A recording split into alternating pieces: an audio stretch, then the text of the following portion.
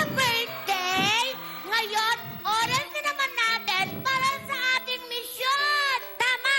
At ang wish ng aming tutulungan po ngayong araw na ito ay mapanatiling buhay ang kanilang musika. So, Narito narito na. na po ang kanilang kwento. Kwento!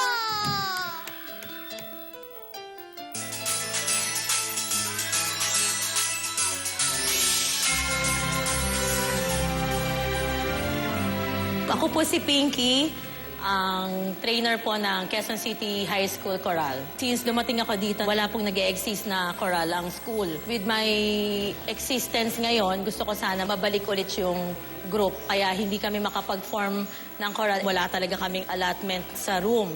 Wala po talaga kaming instruments. Nakakahiram po kami sa simbahan. Noong nalaman ko yung kwento ng choral group ni na Coach Pinky, naisip ko agad na pwede namin silang tulungan for 12 Sundays of Christmas.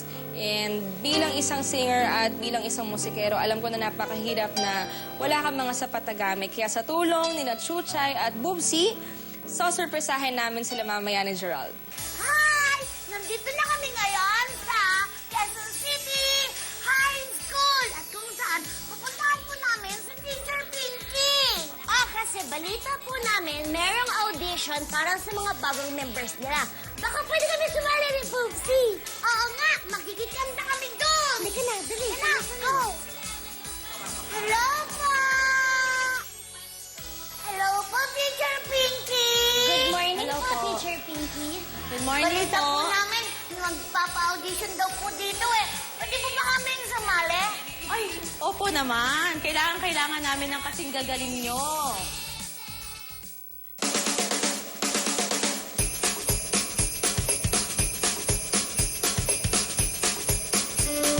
Grabe, ang gaang ng loob ko sa kanya.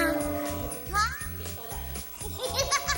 Oo nga, mapapagaan talaga loob mo kasi iisa kayo ng hugis. Ayun na nga, andito na kami ni Julie at excited na kami ibigay ang aming mga surprise gift sa kanila. At actually, mas na-excite ako dahil alam ko, Julie, siguradong magugulat sila. Dahil makakita nila. Oh, Nagwapo pala talaga ako sa personal. naisingit mo pa talaga yan. Na, yun. No? Tara na. Okay. Tara.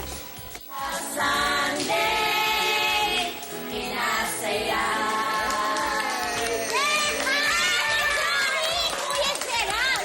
Andito na po sa ating Julian and Kuya Gerald! Hello, Kuya Gerald! Nabalitaan po kasi namin ito sa inyong grupo. So, gusto lang po namin marinig kung ano po ba ang goal ninyo. Yung pag-form namin ng group para paghahanda rin namin pag may mga competition. Alam naman po natin lahat na mahalaga talaga ang musika. And kaya para mapanatili yung musika dito sa school ninyo, meron po kami mga regalo sa inyo. Wow! So meron po kami Electronic guitars, keyboard. keyboard, maracas, and may tambourine din, no? So ito, may sarili na po. So, usual. Yan ay galing sa Sunday, Pinasaya! Julie, Kuya Gerald, meron pa kayong ibibigay, di ba? Oo, ito ang inyong uniform. Wow! Para pag meron kayong events or competition. At syempre, Coach, meron pa po kami nga ibibigay po sa inyo. Ito po ay maagang pamasko namin po para po sa inyo. Merry Christmas! Iyak naman. Huwag po kayo iyak. Naku, huwag po kayong umiyak. Ano po bang problema? Pag-usapan po natin to. Pinagdadaan Actually po, masaya-masaya po kami kasi at least meron na po kaming sariling gamit. Yes, actually importante. Importante for the Thank group. you very much. Thank you. Maagang Pasko. Maagang Pasko po. Ang natutunan ko kasi ang tao, kahit sino sa atin, basta regaluhan mo ng bigyan mo ng kaunting tulong o malaking tulong, importante yung tulong na ibinigay mo. Dahil ang balik nun ay doble yung saya sa mga nagbibigay. Ang sarap lang talaga sa feeling nakakatulong ka sa ibang tao. Siyempre, sa pagbibigay mo ng mga gifts, hindi lang yon. Especially, ipaparamdam mo sa kanila yung warmth ng Christmas. Maraming salamat po sa Sunday Pinasaya! dahil successful at mission accomplished tayo ngayon. Ito naman ang para sa inyo. Pinky and Jinxie! Ito na ang wings of success o yung simbolo ng tagumpay. Ha? Alam niyo talaga, masayang-masaya din kami ni Bubsy kasi malapit din natin mabuo ang padol ng buhay. Oo nga, may pakpak na tayo. Iilan na lang. At dahil buo na rin po ang binigay naming instruments sa inyo, pwede po bang kantahan niyo naman kami bago kami pumunta ng studio? Yes! 1, 2, 3! Ang gusto namin, mag-Christmas na. Lahat excited on ang saya. Ang gusto namin, mag-Christmas na. Lahat sumasabi ang saya.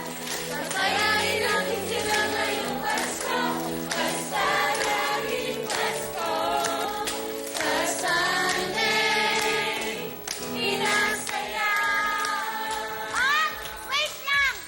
Pupunta na po kami ng studio para makabit na po namin to. Wait lang. Maraming salamat po, Ate Julie, Kuya Gerard, at saka Teacher Pinky, at sa inyo.